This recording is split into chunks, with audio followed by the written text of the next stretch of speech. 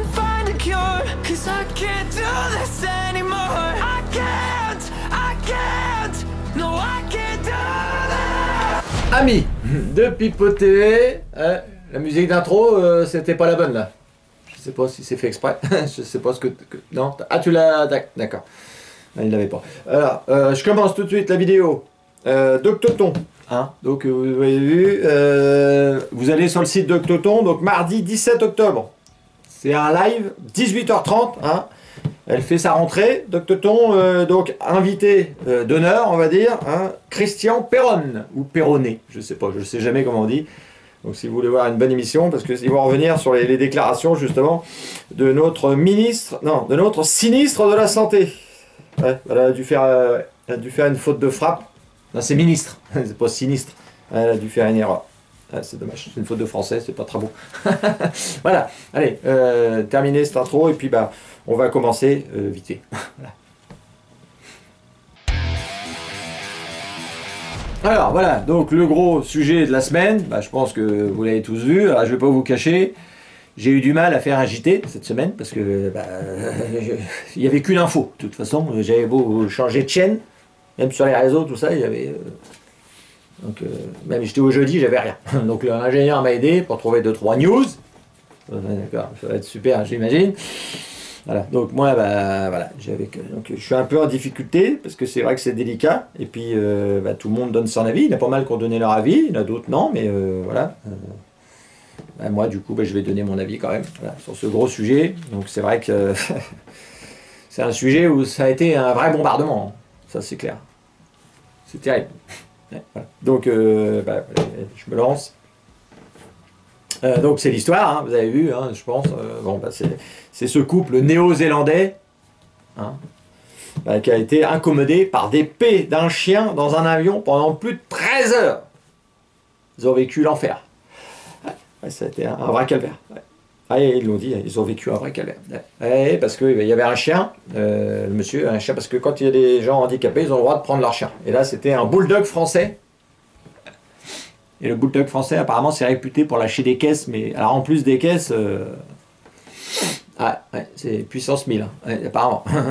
Et même sa femme, hein, elle a dit, mon mari était en short. Alors déjà, ça, qu'est-ce que tu fous en short dans un avion? Je sais pas. Ouais.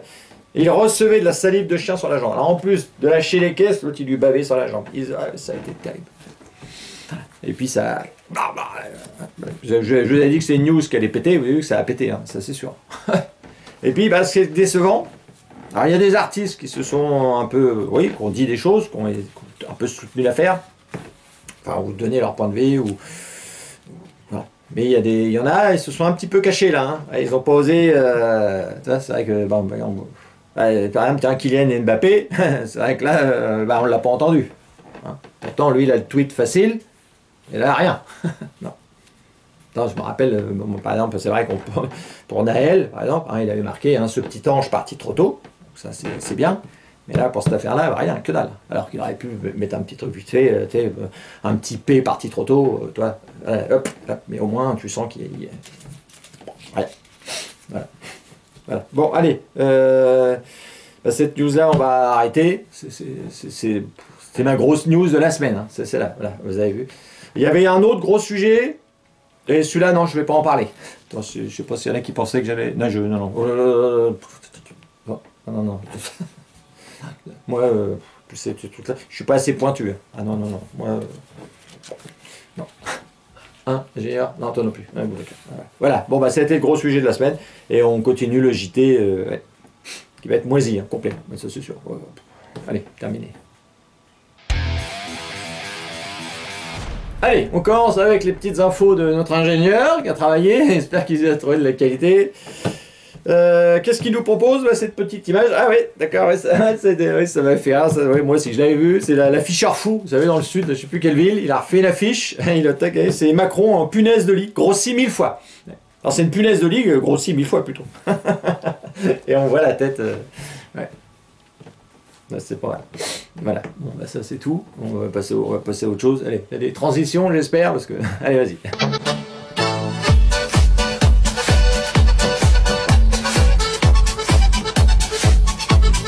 Les transitions, là. Ouais, autre sujet. Vas-y, qu'est-ce que c'est? Donc ça, c'est ivre et en tracteur, il tente de semer les gendarmes. Il termine au tribunal. Ouais, voilà.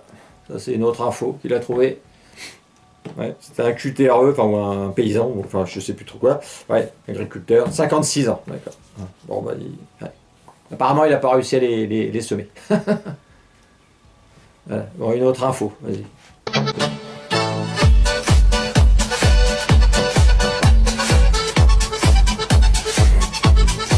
Alors, là, qu'est-ce que c'est? Il nous a trouvé les images, c'est un curé. Un curé, ouais, ça j'aime bien. Un petit curé, ou je sais pas quoi, il sait pas trop ce que c'est, bah, qui danse. Voilà.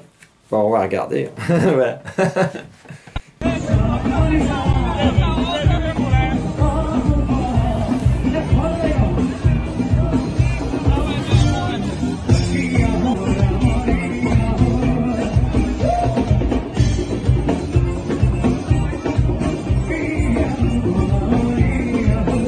D'accord, voilà, c'est pas mal. Alors, oui, voilà. Donc, vous avez vu la fin quand même, la fin était pas mal. Hein. Vous avez vu, il fait carrément un cœur, puis ils veulent l'attraper. Je pense que même il veut y prendre le fion, je sais pas trop quoi, mais ouais, il a l'air d'avoir aimé danser, en tout cas. De bien belles images. Bon, voilà. Allez. Alors, encore une petite vidéo, c'est ça, non? Non, rien. Voilà, c'est terminé pour ce petit sujet. C'était petite news.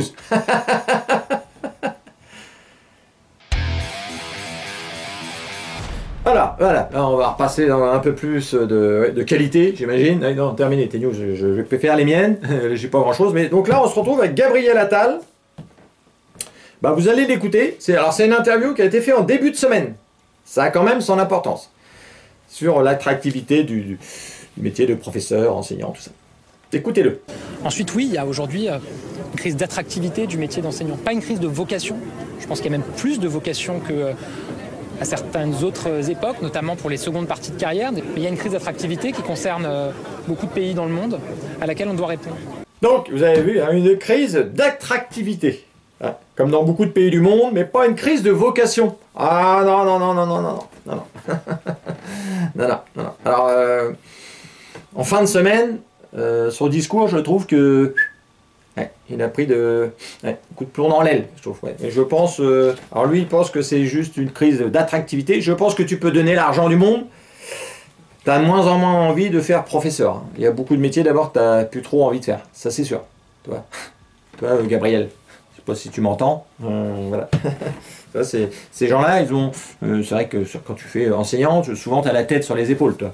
Et puis bah, ils ont envie de la garder, donc évidemment, ça donne moins envie. Je pense que donne-leur de l'argent, essaye, mais ça va pas changer. Je pense que c'est plus un problème de vocation que d'attractivité. Je pense que c'est le contraire. Voilà. Bon, voilà. Bah, un autre sujet. Alors, là, on se retrouve sur un petit intermède, c'est mon ingénieur qui m'a retrouvé ça, alors je te redonne une chance et j'espère que c'est de la qualité. Voilà, donc c'est une... Bah ouais, c'est une petite chèvre. Une petite chèvre, c'est la vie d'une petite chèvre et apparemment ce serait adorable. Voilà, bon, on va regarder. Qu'est-ce que c'est?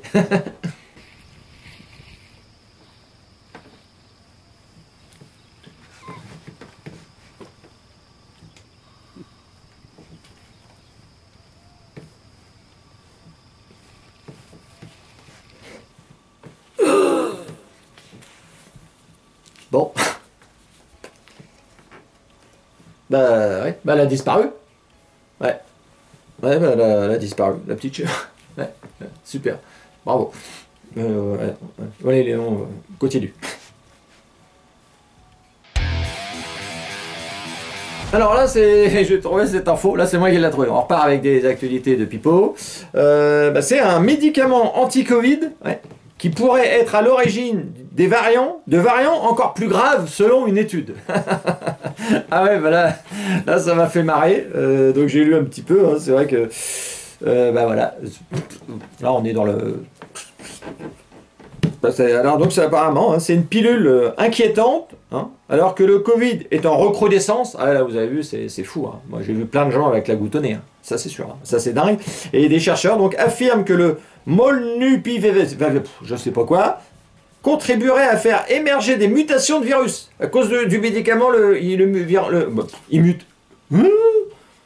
Avec des risques de donner naissance à des variants dangereux qui seraient susceptibles d'aggraver l'épidémie. L'épidémie qui est déjà terrible. Et là, ça pourrait l'aggraver. 3 ans après. Alors maintenant, c'est à cause de leur cliché. Donc toi, tu as tes 5 doses. Toi, donc t'es bien. Bon, t'attrapes le Covid quand même, évidemment. Donc t'as un rhume, hein, généralement.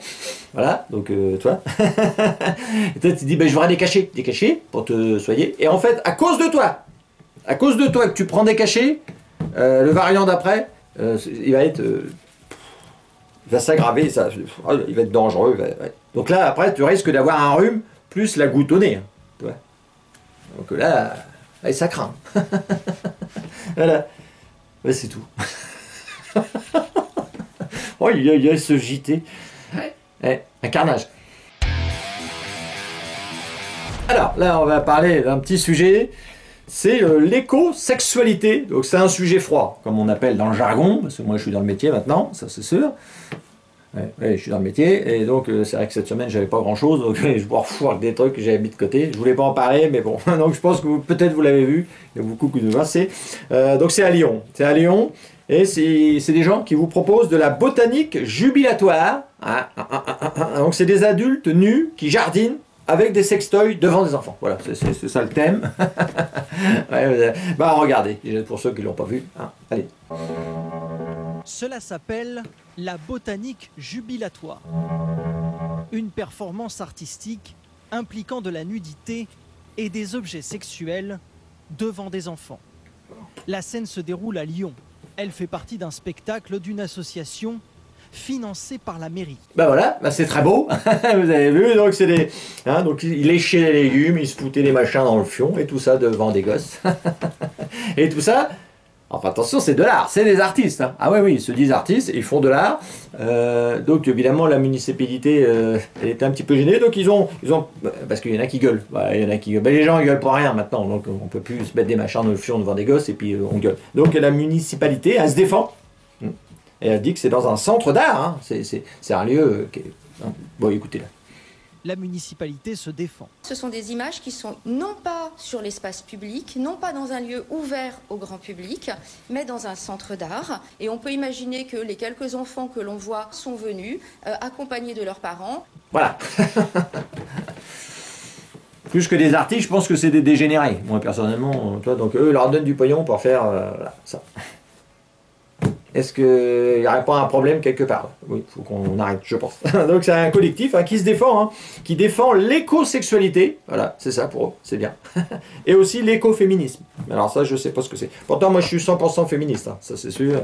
Je suis wokiste, je suis transversal, enfin, je suis tout. Ouais. Mais là, je trouve que ça va un peu loin. Tu vois. Fous-toi tes sextoys dans le fion chez toi, dans ta baignoire, mais devant des gosses, en train de lécher, tu vois.